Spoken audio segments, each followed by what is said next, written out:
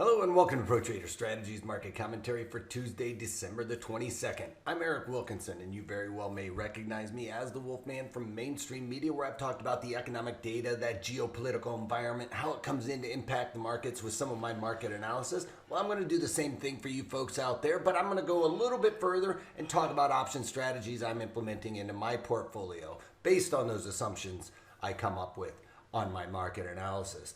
Also, for you all out there, I have streamlined the process for finding the most optimal strategy for any given assumption using options. We've increased the probabilities of success with our directional analysis using options, and we aren't just talking about a bullish strategy where we're picking something out of the hat and coming up with a long call strategy. No, what we do is we have a finite process for you all to follow to find that strategy.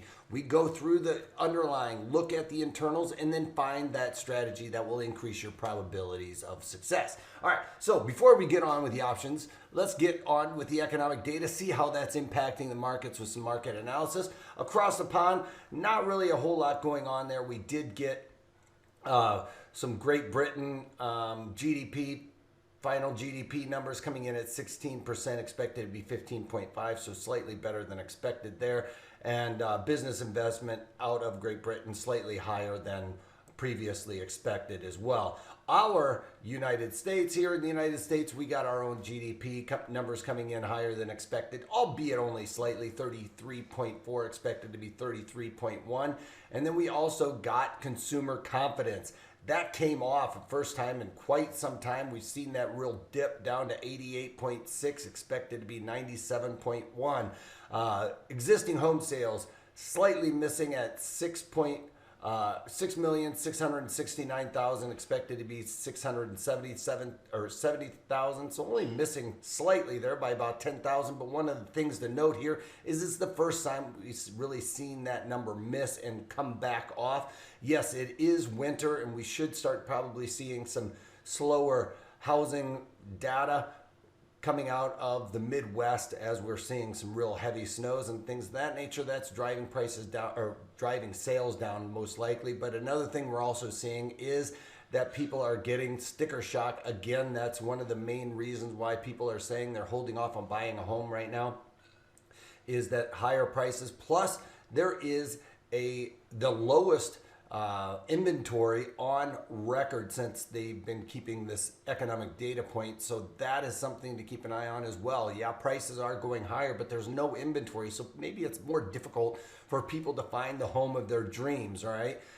So that is also waning on the overall markets as well. And then finally, we got the Richmond Manufacturing Index coming in at 19, expected to be 11. Now, something to keep in mind there is we've been seeing those manufacturing numbers come off quite a bit. So nice to finally see one actually above or beating the data point there. All right, let's get on with the overall charts here. Let's look at crude oil.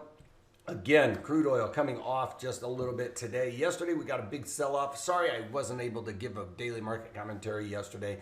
Had a lot going on here in my household. We had a family issue as well, so I wasn't able to get to it. All of that has been taken care of, not nearly as bad as what was originally expected. So that is out of the way, at least for now. So I'm on with doing some videos again. They're going to come out a little bit earlier this week as I have kids that are home from school. Well, home from school being not having school, they're home from school doing school, but usually that being the case, this week is Christmas break or holiday break, whatever they call it these days. All right, crude oil. It cannot stay up at these levels if we're going to see some slowdown. Yes, yesterday we got some. Let's talk about yesterday as well. Yesterday, a couple of things came out. New strain of coronavirus that really sent the overall markets tanking, as there was a bit of a fear going on around that. Well, it must have been a really slow news day because this is like the third or fourth time this is mutated, so it's not that big of a deal, people. It was just well overdone, and when the media gets a hold of it, sometimes that can drive markets as well. But once we started realizing that mutation wasn't that big of a deal. The market started rallying back as that headline number kind of faded throughout the day. Also, we got a bit of good news out of the fact that there is going to be a stimulus package. Not quite as much as what they were talking about the last time it got turned down, as I think Pelosi even said that $1,200 stimulus check was not even going to hold a candle to what was needed. And what did we come up with? 600. All right, so again, I talked about playing politics, and it seems to be continuing through with that. All right, crude oil coming off as it looks like there's more and more lockdowns going on here and across the across the globe, I should say. Great Britain, I think, has been banned from traveling into New York at this point, so there's some travel restrictions starting to happen again as more and more people are becoming sick. As a matter of fact, I heard in Chicago they didn't even have any beds available for some people that were trying to get in there. So all of that being said, gold is coming off despite the fact that we got that stimulus package. Why? Because it was probably a little bit less than what people were hoping for, and that's causing this market to come off a little bit. Weakening dollar has already started occurring here, and the gold has not been able to really punch up through that 1900 handle and stay there. We've kind of tested it yesterday, but today really feeling a little bit heavy, and that's likely because the stimulus was not as expected. And then we've got the bonds slightly higher today, as that would push interest rates down. Some of this is going to have to do with that housing data, where people are going to want to see lower interest rates. They're getting sticker shock on high house prices. They're also seeing interest rates rise higher than what they had originally probably started their shopping for a house, and starting to see those go up. All of those things are causing people a little bit of pause right now on at least that housing front. All right, the VIX. Yesterday, we got a nice spike up into the 30 handle. Did kind of come off a little bit as the day wore on, and the equities rallied towards the end of the day. That gave us a little bit of pullback here in the VIX, but I think earlier on, people were going out there and buying puts with both hands to try and protect their overall portfolio, and that ultimately drives volatility a little bit higher as people are buying premium in options. That drives volatility. All right, we can see yesterday when we got the overnight, this is the information or the news that there was another strain of the corona over in Europe that they had found, and the overall market said, hey, you know what, they were in the same camp as me. Listen, this is like the third or fourth time this thing's mutated. It's going to continue to do that. It's not mutating quickly enough to really say that this vaccine is useless at this point. So overall market celebrated that to the upside throughout the day. Maybe a little bit of profit taking towards the end of the day, but for the most part, it was pretty strong into the close. Overnight, pretty flat, maybe a little bit to the long side. Today, coming in, that economic data point out of the housing starts or the housing sales was not good enough to really keep this market buoyant at this point. And we're seeing, as you can see here, the Dow Jones Industrial Average off by about 140 points. NASDAQ, big swing yesterday, came back into the trend channel that I've been talking so much about. This is healthy as we bounce along this trend channel here. That is a good thing. That is a nice trajectory to trade upon. It gets, flushed out rather soon. We don't get these massive spikes where you get this pent up energy. We're kind of trudging along here, which is a pretty good thing here with the equities. And you can see NASDAQ up, the only one basically in positive territory today. And E-mini S&Ps, as you can see, just slightly off on the day, but again, settling, all of them settled back above their 9-day simple moving average. That is a win for the bulls, as it will show short-term bullishness. Again, trying to get back above that right now. Unchanged would obviously do that, and that's what the markets are looking to try and claw back above to try and keep that little bit of bullish momentum going. And again, very similar to what we saw over there in the Dow Jones futures overnight yesterday. This is before the day trade, because remember, I did do a daily market commentary, so I'm trying to get all of this in. This was when we heard about the new strain, and then people faded that information throughout the day as more and more information came out that it wasn't that big of a deviation from the original strain, and we've got the stimulus package coming through.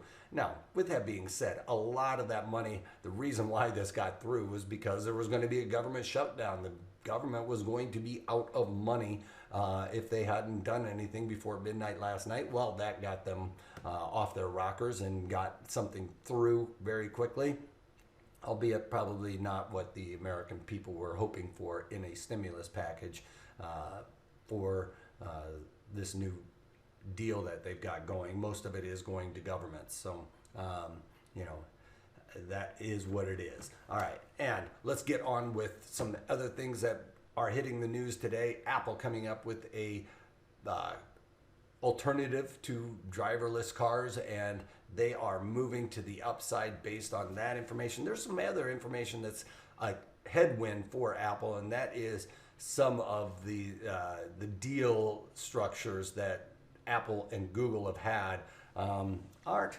probably completely on the up and up with what everybody else gets as a deal. So that is a bit of a headwind for Apple. But today with the driverless car information coming out, that is driving Apple higher, and Tesla is suffering a little bit because of that competition. It's also had a very nice run and probably is due for a little bit of a correction here. But for the most part, Tesla is down off of that information from Apple talking about their driverless car. All right, let's talk about Square. Now, I've held on to this since the 18th. If you guys remember, I thought this was going to be a topping pattern. Got in a little bit early, well before it got confirmed. I was hoping for a confirmation on the 18th. Rallied towards the end of the day. You know, if we're starting to have more and more lockdowns, Square is probably going to do very well in that type of environment, as people are going to be using their services. Yesterday, big move to the upside, was getting ready to cover that trade, but then we got that sell-off towards the end of the day, right into the close for the most part, and it created another bit of a topping pattern. Today broke that again. I'm not going to stick around at this point in time. Third time through, or whatever you want to call it. At the end of the day, this market is feeling very strong. Further lockdowns got me to kind of change my idea with Square. Decided to pull the ripcord on this trade. And if you guys remember, I had on the March and bought the 220 puts in there for $18.85. I dumped out of them today for $15.80. So a slight loss there. But I'm not going to stick around with this trade if it continues to move higher. If I see another setup where it looks more toppy again, then I might revisit this trade. But at this point in time, I'm out of Square based on it breaking the chart pattern setup that I was looking for here, looking for a confirmation and a bit of a correction. Not a huge one, but I was expecting a bit of correction down in and around this area where we consolidated last time. That did not happen. So I'm out of Square. All right, that's about it for you guys. Check out the webinar. We're still doing one this week, so make sure you go to protraderstrategies.com, sign up for that, and take a moment to go over our disclaimer, as we are an educational company and there are risks in trading. All right, so make sure you know those before getting involved, and if you can't take that, take it easy.